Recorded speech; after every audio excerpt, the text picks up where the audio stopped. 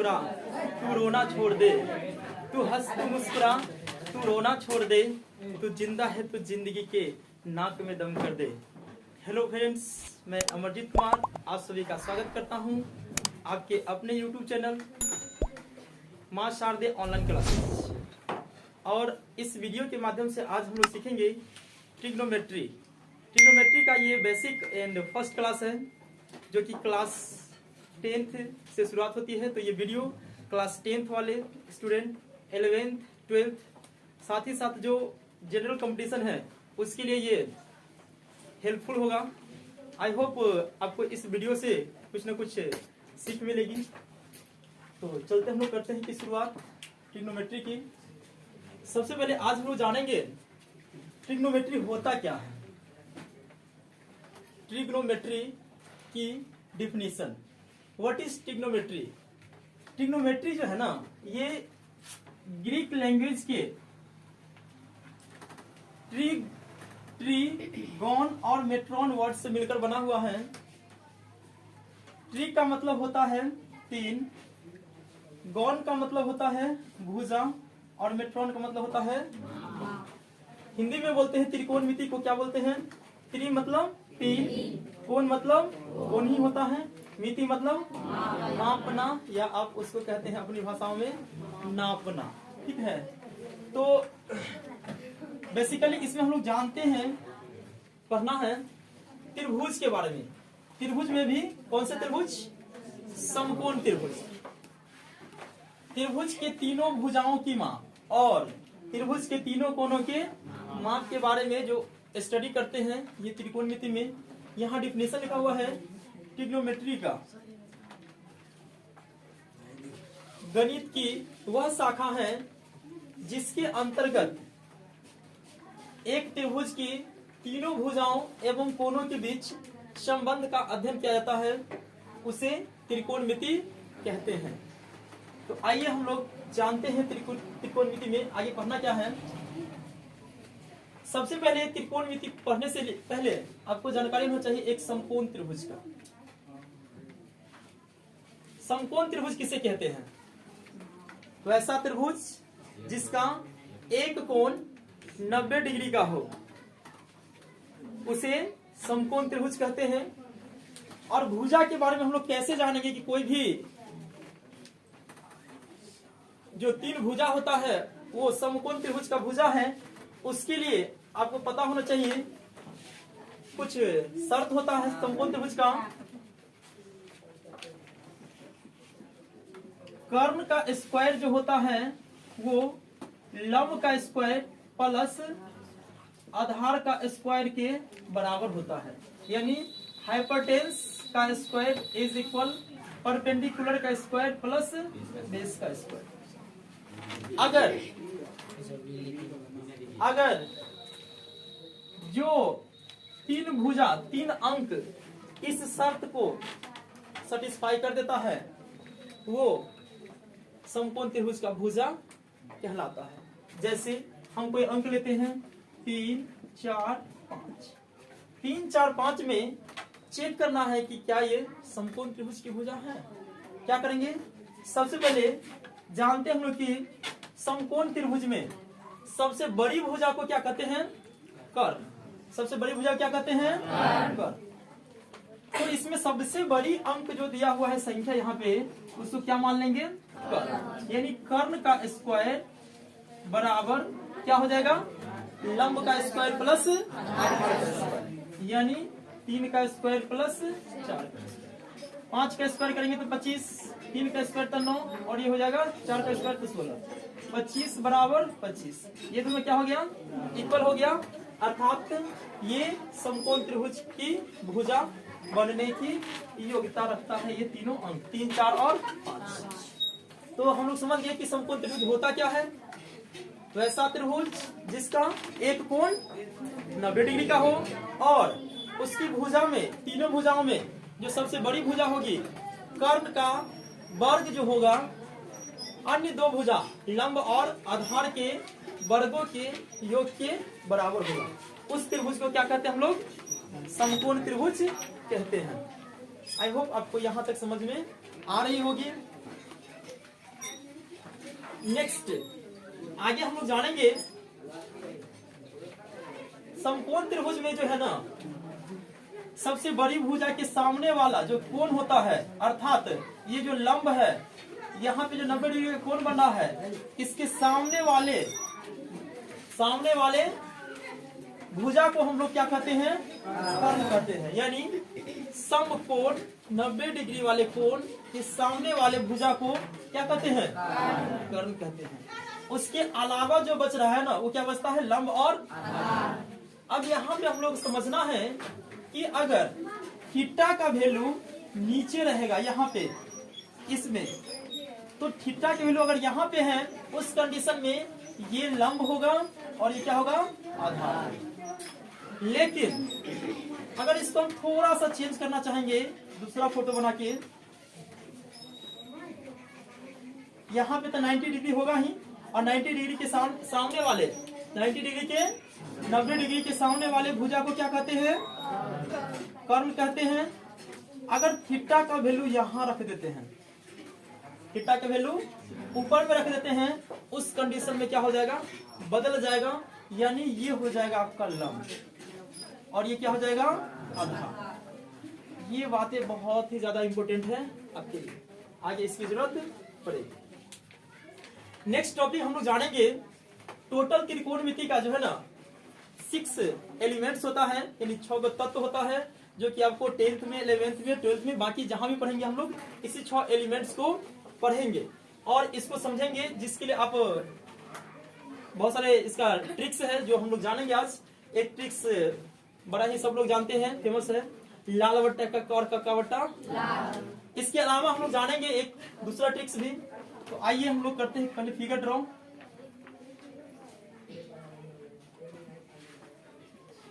और इस 6 एलिमेंट्स को लिखते हैं यहाँ पे।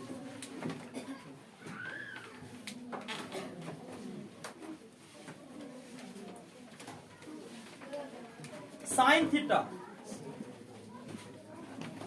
Cos theta, tan theta, sec theta,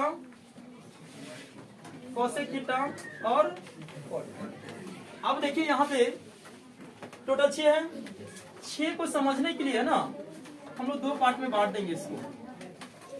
6 में से 3 का हम लोग अलग कर लेंगे और इसको समझेंगे। ध्यान दीजिए, अगर 3 को समझ लेंगे ना, तो 3 ऑटोमेटिक आपको समझ में आ जाएगा। इसको समझने के लिए आप ध्यान दीजिए,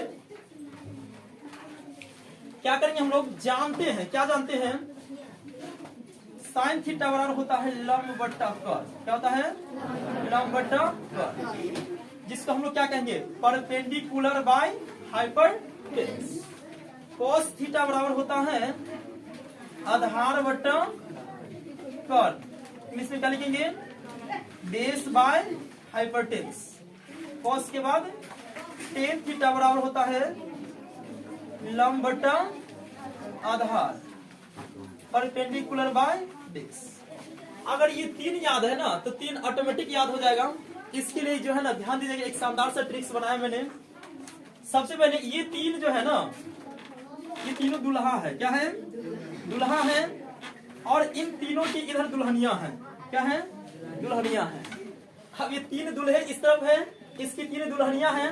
अब जो है ना, इसको उसमें से सेलेक्ट करना है, चुनना है कि कौन किसको पसंद करेगा। ध्यान दीजिएगा। अब सबसे पहले साइन का चर्चा होता है। बड़का साइन है, बड़का भाई कौन है? साइन है। अब साइन को मौका मिलता है, इन तीनों में से जो है ना, 3 को इधर लड़की है, इधर 3 को लड़का है, तो सबसे पहले किसको मौका मिलेगा? साइन। सबका अपना अपना चॉइस होता है ना।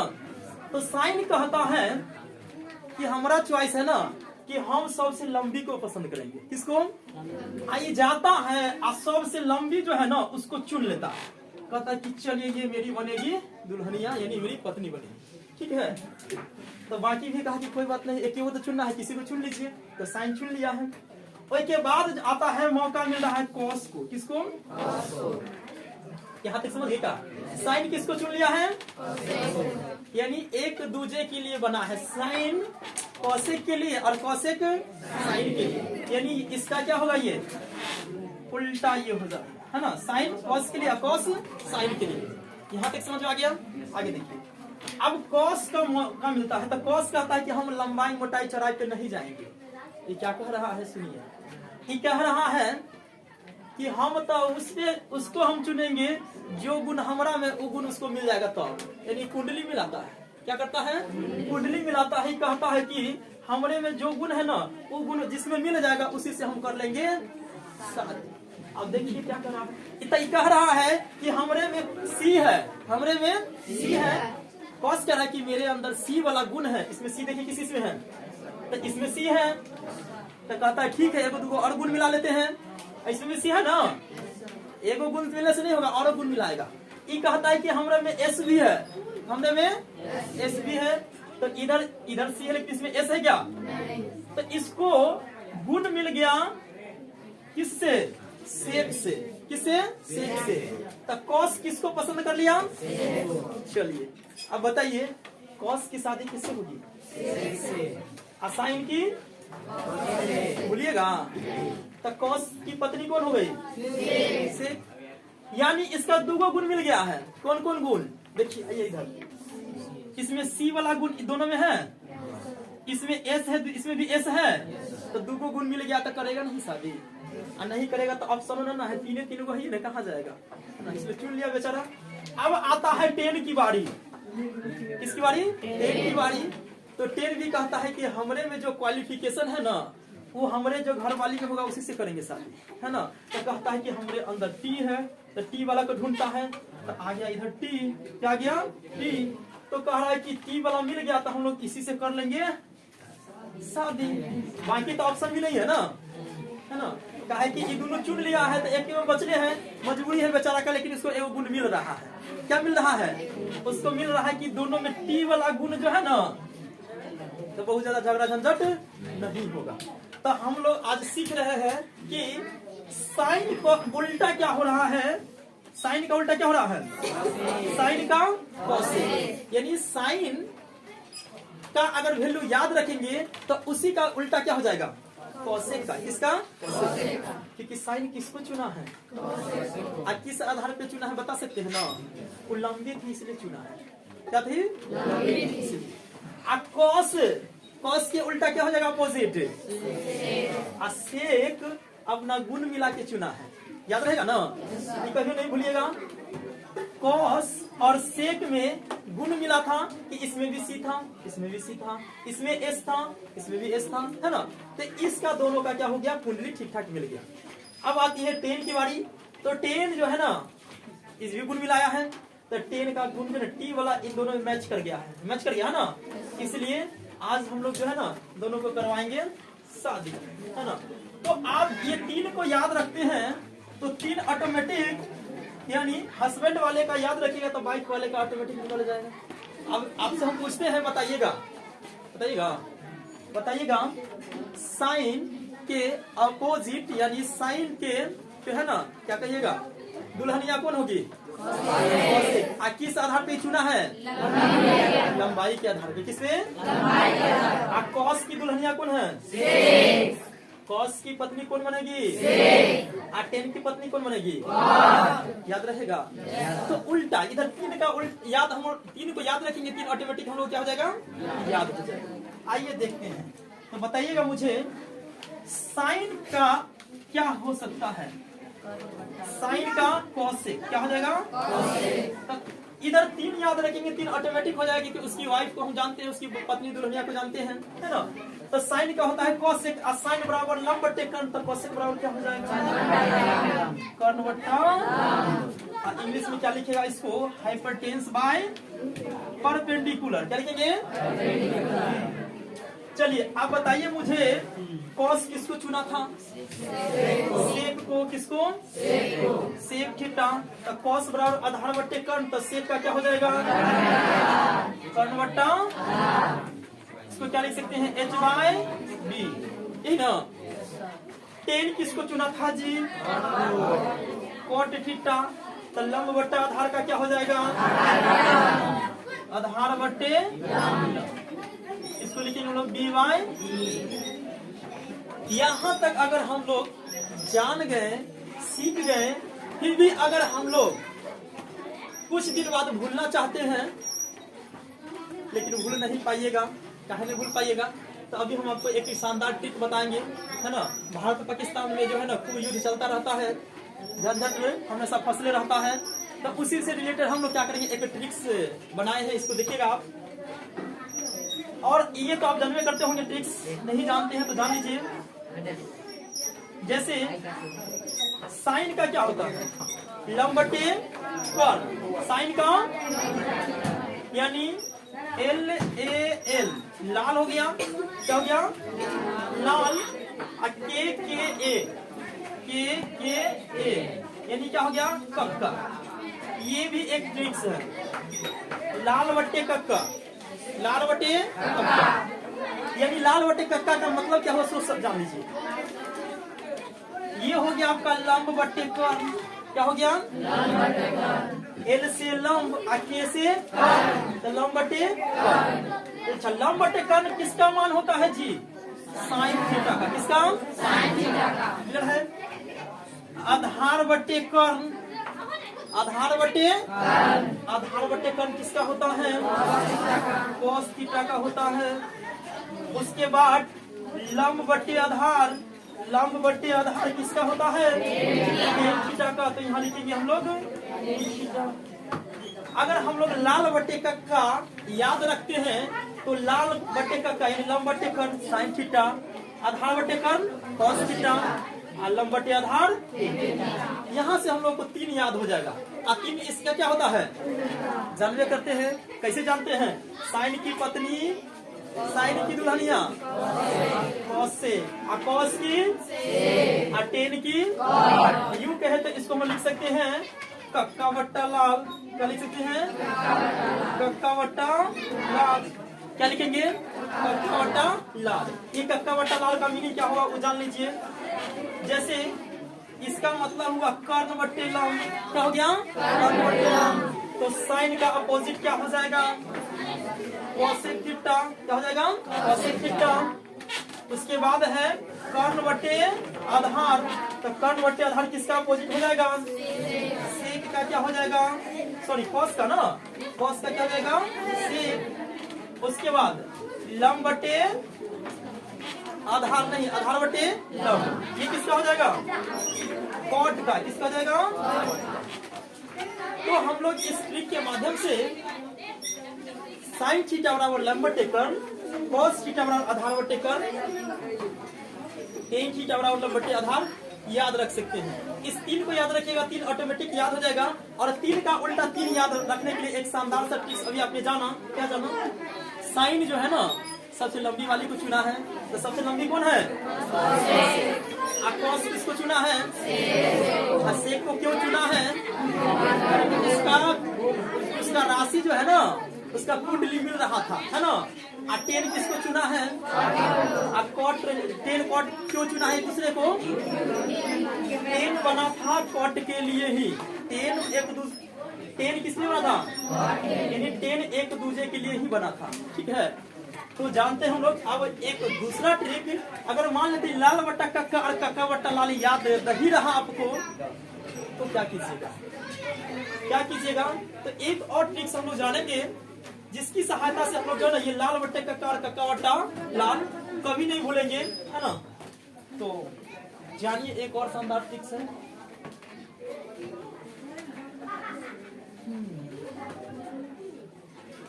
इसको बीच में रुकते हैं, इसको एडिट कर देंगे। बाकी आपको दिख रहा है क्या,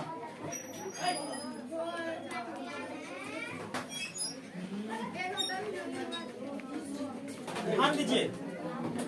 इस बार हम लोग लिखेंगे इंग्लिश में। क्या लिखेंगे, जानते हम लोग साइन थीटा बराबर क्या होता है, लंब बटे कर्ल। साइन थीटा बराबर लंब बटे कर्ल, और कॉस थीटा बराबर आधार बटे कर्ल, और टेन थीटा बराबर लंब बटे। और ये सिर्फ हिंदी में याद रखने से काम बिल्कुल भी ना चलने वाला है, आपको रखना है इंग्लिश में याद।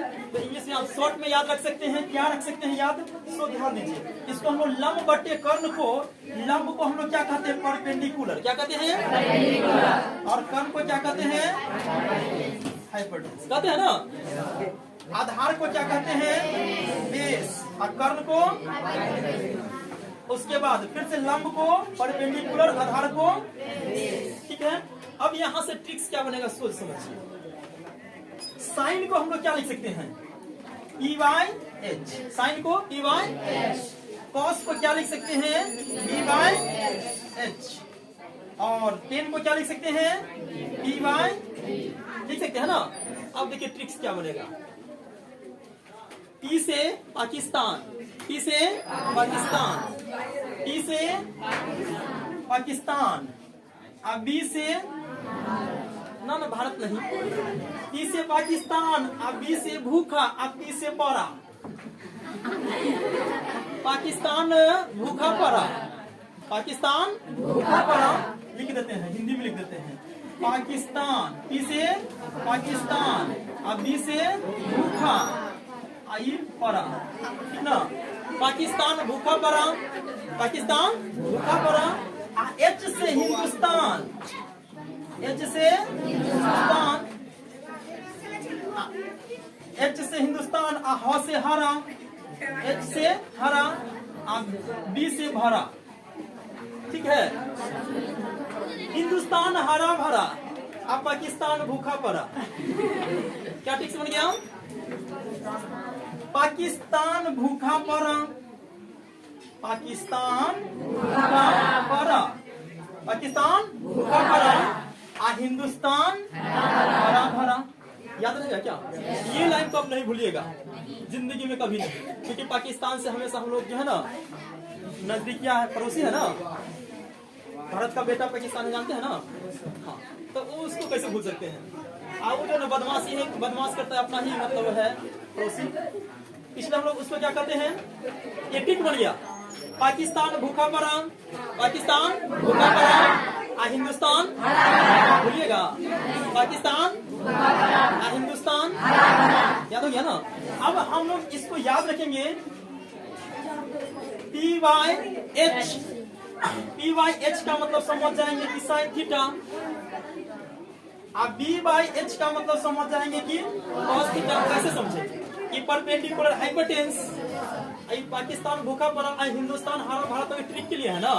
अब बाकी हम लोग का अलग मीनिंग होता है, पी से परपेंडिकुलर, एच से, अब बी से बेस, और एच से हाइपोटेन्स, फिर से पी से, ऐसे नहीं कि वही लिख दीजिएगा, ऐसे नहीं लिख दीजिएगा कि साइन थीटा बराबर पाकिस्तान बट्टा हिंदुस्तान, कॉस थीटा बराबर भूखा बट्टा हरा, लिख दीजिएगा टेन थीटा बराबर परा बट्टा भरा, ऐसे नहीं बना दीजिएगा, है ना। क्या याद रखना है, ट्रिक के लिए याद रखना है कि पाकिस्तान भूखा पड़ा, हिंदुस्तान, लेकिन हम लोग जानेंगे कि पी वाई एच क्या होता है, sine theta, B Y H क्या होता है, कॉस थीटा, और पी वाई बी क्या होता है, टेन। अगर ये याद रखते हैं ना तो आपको क्लास 10, 11 दोनों में आपको बहुत ज्यादा हेल्पफुल होगा, और 12th में भी बहुत सारे टॉपिक इसको अंडरस्टैंड करने में ये हेल्प करेगा। उसके अलावा आगे आने वाले एग्जाम के लिए बहुत ज्यादा क्या करेगा, हेल्पफुल होगा। और आई होप कि आपको ये वीडियो समझ में आया होगा। अगर समझ में आया होगा तो ये फर्स्ट पार्ट है, ये वीडियो का क्या है, फर्स्ट पार्ट है। नेक्स्ट पार्ट जो ना अगले क्लास में होगा, है ना। अगर आपको थोड़ा सा भी समझ में आया होगा, लग रहा हो कि हमारे लिए फायदेमंद है ना, तो आप क्या करेंगे, इसे लाइक शेयर कर देंगे, अधिक से अधिक लोग अपने दोस्तों के पास भी भेज देंगे जो कि क्लास 10th में हो, 11th में हो, दोनों के लिए क्या है, फायदेमंद हो, ओवरऑल सारे स्टूडेंट के लिए क्या है, बेनिफिशियल है। तो क्या करेंगे आप सभी, इस चैनल को सब्सक्राइब कर देंगे, लाइक कर देंगे, और ज्यादा से ज्यादा शेयर कर देंगे। Thank you.